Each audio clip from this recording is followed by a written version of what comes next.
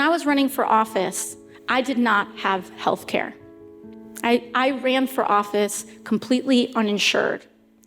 And there were, at the time, while I was fighting for health care for others, I felt embarrassed to share this publicly. I felt, again, that people would think I was not qualified to run for office if I didn't have health care or if I was struggling to pay my rent. But the fact of the matter was, I understood what people were going through precisely because of what I had been enduring.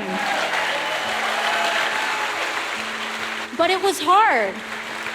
It was just, I'll tell you, it was just 2 or 3 weeks before my primary election.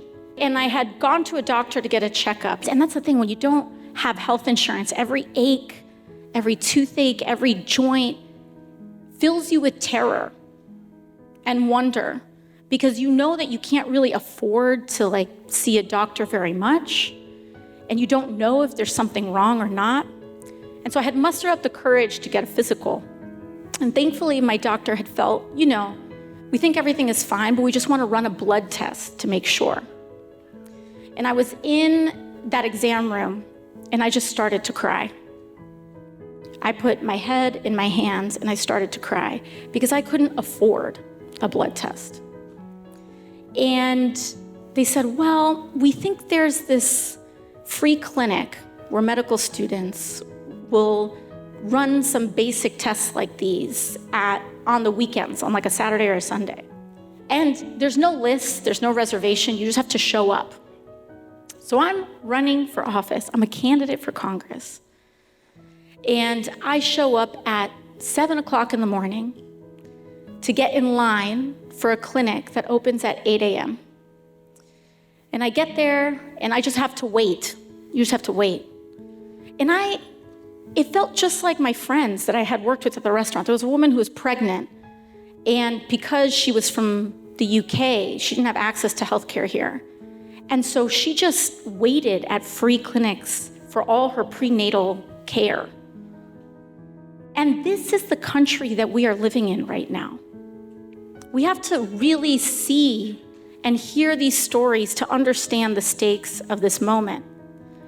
And so I get in, I wait hours in this clinic, and there are volunteers knocking doors with palm cards with my face on it.